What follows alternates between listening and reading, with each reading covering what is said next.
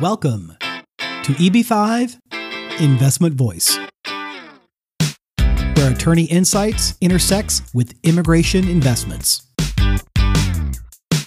If you are a foreign investor, domestic fund manager, or enterprising entrepreneur and want to get the most out of the EB5 program, you have come to the right place. I'm Mark Deal, and I'll be your co-host on this journey. I'm joined by your host, Mona Shaw, and other attorneys at Mona Shaw & Associates, as well as immigration leaders from around the world. So let's get into EB5 Investment Voice. Mona, Rebecca, we are back at it again. It seems our listeners really like when we do these industry deep dives with segments and various experts. And we're back at it again today, right? That's right. Well, we decided that we were going to pick up some of the most popular industries, Mark. And one of them is healthcare. But healthcare isn't just what you think. It's not just your kidney dialysis center or a little mini hospital. But healthcare encompasses, as far as our EB5 direct pool project's concerned, it encompasses senior assisted livings, veterinary practices, etc., etc. So a lot of our investors, we always like to hear medical or healthcare, just because we always talk about counter-cyclical projects, Mona, recession-proof projects. And I think it's going to be interesting when we hear from our two guest speakers today about the assisted living and the veterinary project on how do these compare to the other healthcare industries. Yeah, the counter-cyclical issue is such a big deal for so many of our investors. So yeah, I thought it would be a good idea, especially as many of our investors are not really familiar with these areas. So it sounds like we actually have two opportunities for our listeners, not just two guests, but two different opportunities. The first opportunity is understanding, we had COVID and still going through it, but countercyclical. It's actually a boon to one of the businesses that we're going to hear about later. And the other opportunity is everything we're going to be talking about is mainstream here in the US, but those listening overseas may think it's weird or may think it's small or not that significant, but in the US it is. So I'm excited to get into it. Yeah, I think it'll be interesting and fun for our listeners out there. I think so too, Rebecca. Our first guest is Dr. Vish. He's been serving the real estate development industry over the past 30 years and has built or rebuilt thousands of condominiums and apartment units, including senior assisted living communities and homes. So, Dr. Vish, senior living facilities or assisted living homes are quite risky investments considered by some people, because you're dealing with people who are old, who are dying, who are sick. Why would you suggest that this is a good investment to come into? I think, first of all, if you look at the market size for this particular industry, the seniors who are either fully ambulatory or even need some sort of assistance, the market size is so deep, it's almost like a bottomless pit.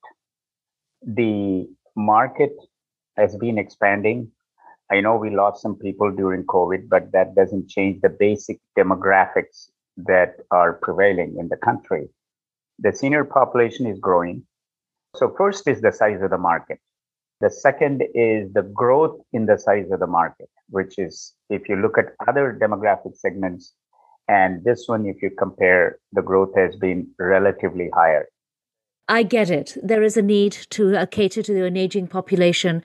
But here's the issues. I've been reading a number of articles on this area, Dr. Vish, and I can tell you there's a lot of pros as well as cons. But one of the biggest cons for this area is the fact that staffing is your number one problem. You need to have good nurses. It's not like children or animals where it really doesn't matter. There has to be a rapport between your nurses and your population.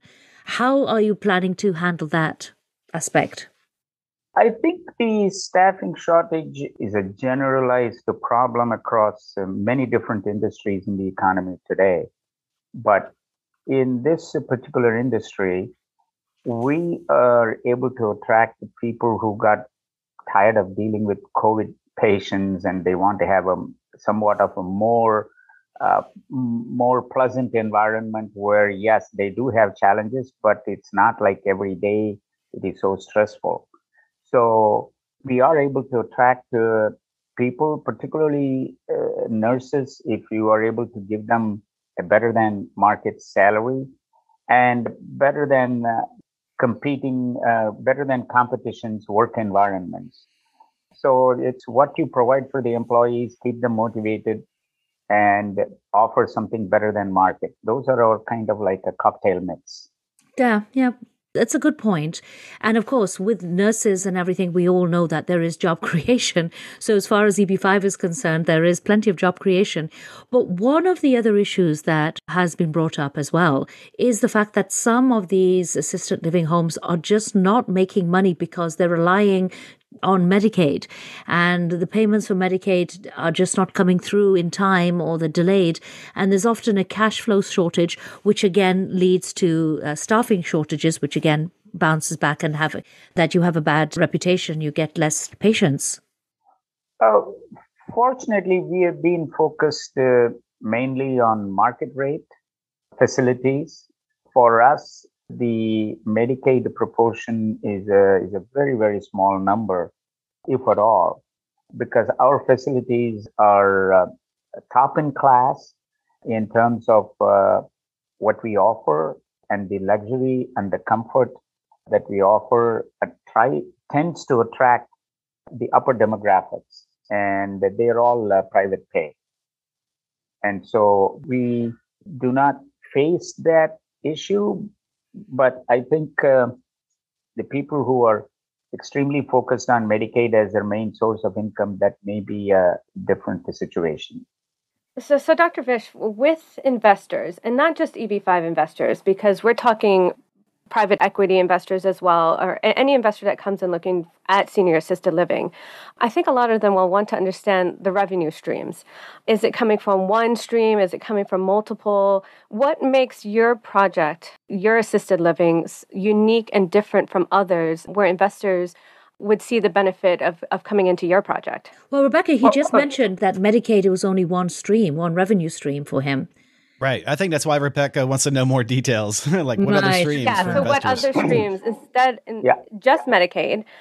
What else are you looking at? Because you're not just focusing on, you have independent assisted living. You have those who require help. You need those who need memory care. I think what I'm trying to come to is that what we've seen with your project is there's just different, diversification. Yes. And I think that's what investors want to hear and see, and what makes your project unique to that. Yes. We have several revenue streams. One is independent living. This is for people who are fully ambulatory, and all they need is some sort of food being offered to them. Otherwise, they are able to take care of themselves. So we have that available. They don't need any other assistance. The next revenue stream is assisted living. There are people who are partially ambulatory, but they need some assistance. The assistance can be in terms of, say, changing clothes, or maybe remind me of medications, et cetera, et cetera. And the third level is really memory care, where we have people having problems, remembering things, dementia, et cetera. So they require a very high level of care because, they can simply start to walk out of the facility. So the beauty of this concept that we have, what we would call as continuing care retirement community, is that people come to independent living, they stay there for 3-4 years, and then they move to assisted living. They don't have to go anywhere else. We accommodate them into the assisted living facility, and then if they have other challenges in terms of daily living, then they move to the memory care facility. So we have these different streams of income. Besides, we can also have like a respite care, which is really a 30-day stay. Some people are just, are undergoing some rehabilitation, etc. That's a separate wing that we have where people can come and enter rehabilitation for a short time, like 30 days, etc. So I think the takeaway from all of that, Dr. Vish, is that there is a very obvious need for senior living facilities. And of course, you would love to see investors invest into this type of project. Just to wrap up, let me ask you, the fallout from COVID-19 crisis really did hit these kind of facilities hard. How would you answer that? Well, there is always specific winners in the game as long as you are able to have a basic population that can come into this. For instance, we do things differently. Our location is fantastic. It's the setting is Allegheny Mountains. Second, we have all the utilities are we make our own power. It's fully powered by solar. It's built according to National Green Building Standards. And we proudly advertise that we have the highest level of indoor air quality. That is what the people affected with COVID are particularly concerned about. The reason we are able to offer the highest level of indoor air quality is we have a continuous supply of fresh air coming in. And so that kind of takes away this stale air sitting in the environment, in the room I'm talking about. So I think you need to carve out a niche for yourself in these highly competitive times. So that's what we do. Our location, our unique way of construction, our operating costs are lower because we use a lot of solar power.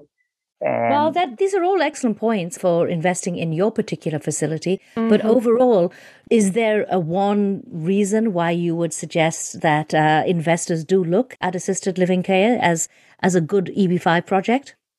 Oh, absolutely. This is a recession-proof industry. Yeah, good point. It doesn't matter. Economy goes up and economy goes down, but you still need care. So that is one strongest reason to be looking at this industry for investment. And the market is is steady and growing. So these are some of the reasons to consider investing in this industry. Well, people do continue to get older and they always require a little bit more care when they do. And it certainly makes sense to invest in something that is providing that solution for people. And COVID has been tough on everybody, but it sounds like for legitimate reasons, your senior assisted living center, Dr. Vish, is literally a breath of fresh air. So thank you for coming on the show. Mark, that's so corny. I enjoyed being part of the show. Thank you so much. Mark, Rebecca, that was a great insight into some of the issues relating to assisted living homes. But, we, in our industry series, our current industry series, we have more than one aspect of healthcare. Assisted living homes is just one. The second one that we have today that we are going to discuss is something a little different. It's a veterinarian practice. Yeah, it's not your typical healthcare area, is it? Well, veterinarian practices can be fun, especially if you like animals.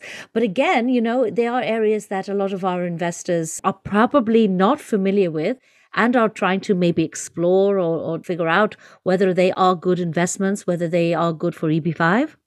That's why we're here, Mona. And that is why we're bringing on our next guest, Evan Stupler.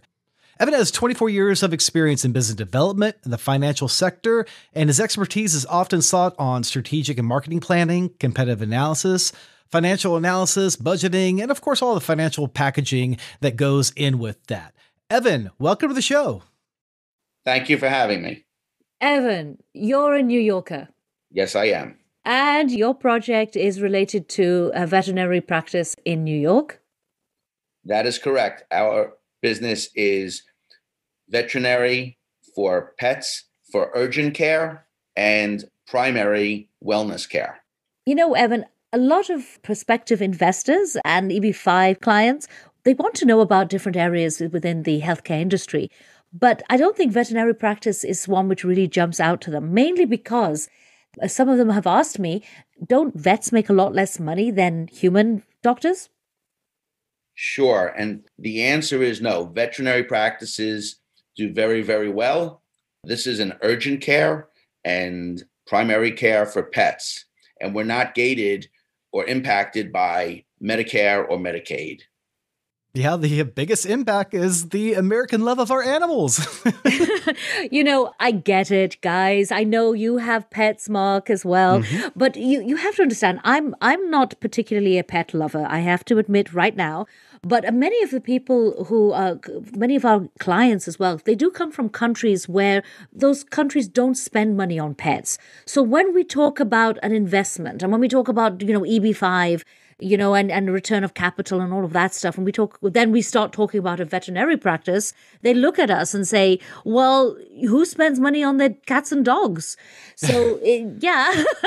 So this is what we're exploring again. That is a great viewpoint because I can imagine a lot of listeners that don't have pets and perhaps are foreign nationals and there's not such a big pet market wherever they live. Right. But here in the U.S. and as a pet owner myself, yes, we spend tons of money on our pets. And in the UK. And lots of places. But that way, if you're listening, whether you have pets or you don't have pets, just know that here in the U.S., we spend a lot on our pets. And that's why I'm glad we have Evan on to really explore this industry.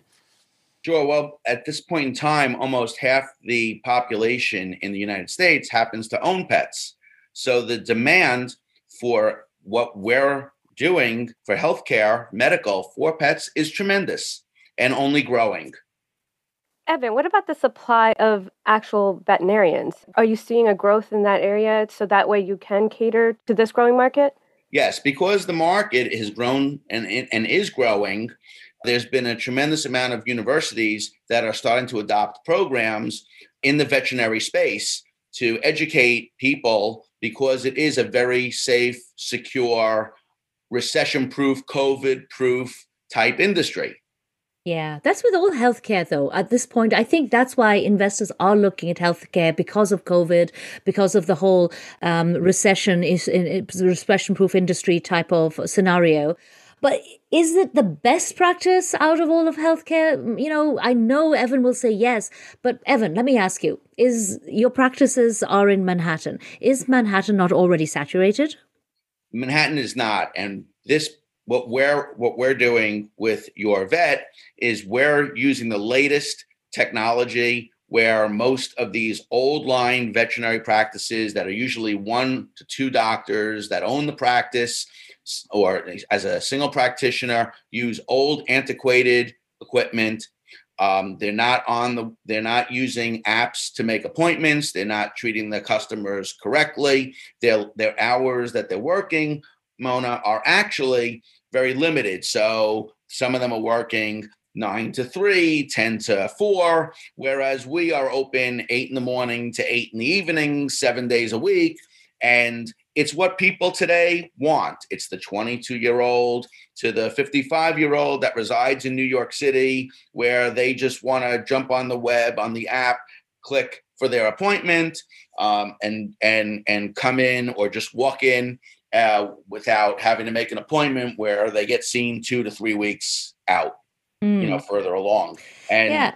I have a question, though. I have a couple of questions. So I'm not going to be nice to you, Evan, because I don't want to make life easy for you. But here's my big question. How do you keep a competitive edge? Because lots of practices, and I've done my research before this podcast, lots of practices do what you're just saying, telemedicine and everything.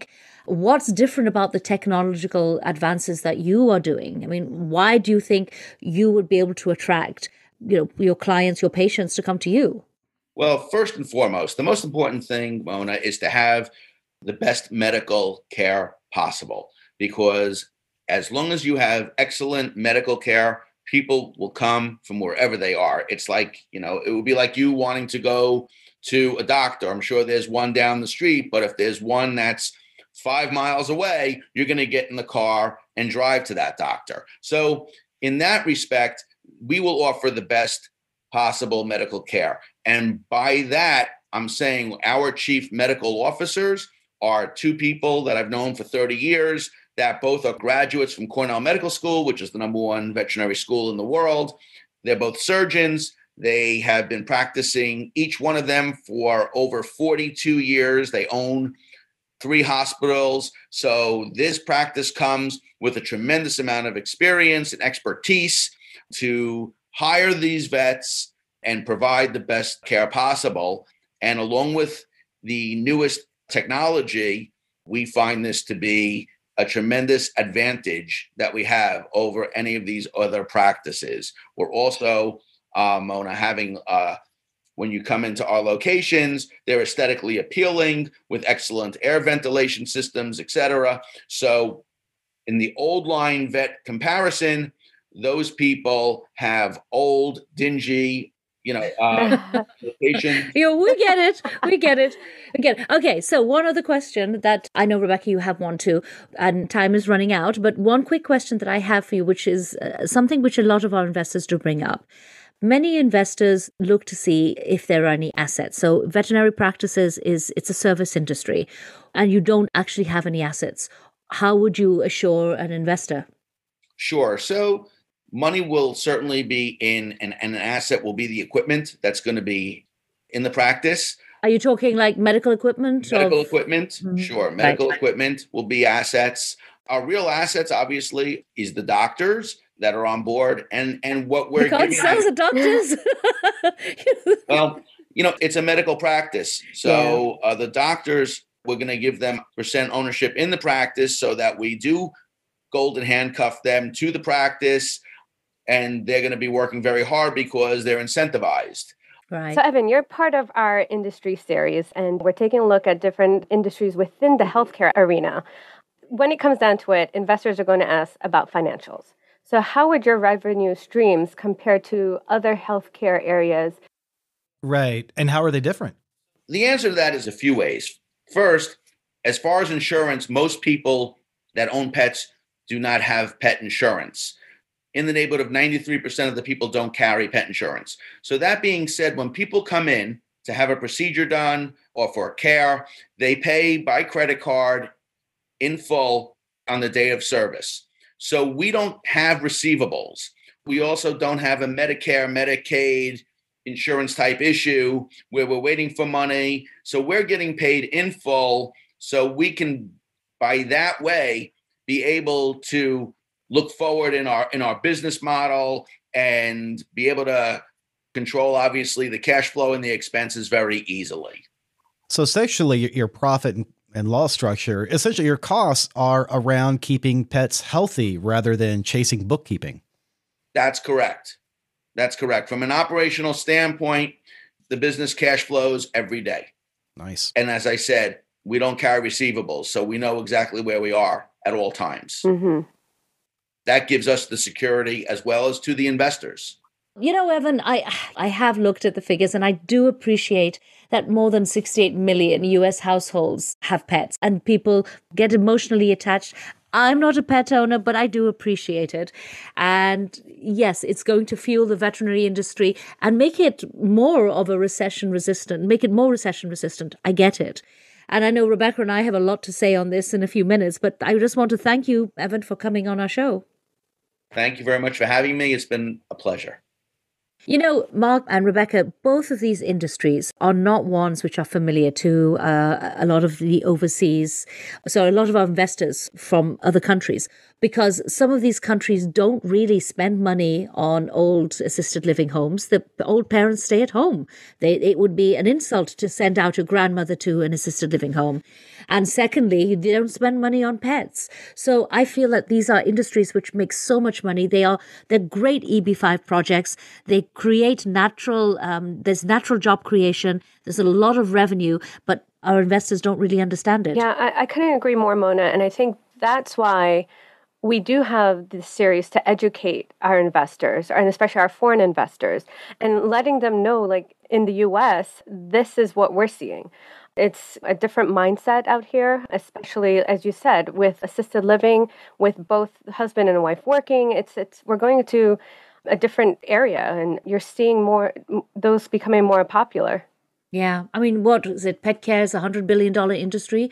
But at the same time, assisted living homes are equally as high. But it all depends.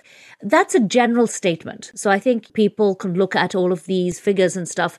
Each project, though, we cannot stress enough, you have to look at each project individually. The location of the project, the management of the project, the cap of the project. It's good to know about the industry, but each project should be looked at individually. Yeah, and I think we've discussed that. I mean, if if our listeners are out there, we've discussed that so much on our podcast throughout the years that it doesn't matter, like you said, about the industry or where it is. It's that specific project. So you have to look at, and conduct your due diligence on all the factors within that project itself. But Mark, things like technological advancements are so huge now.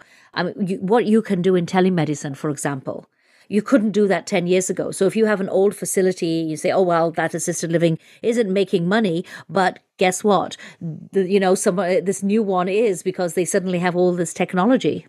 Right. And it's not even so much that all of a sudden they have all this technology, but the billions that are spent in the insurance industry that has funded this technology to increase the efficiency of their operations. Well, now that's trickling down to things like the senior assisted living centers and the veterinary clinics. They get to benefit from that big company investment in all this technology. And they're like, oh, this technology is cheap off the shelf. Now I can use it.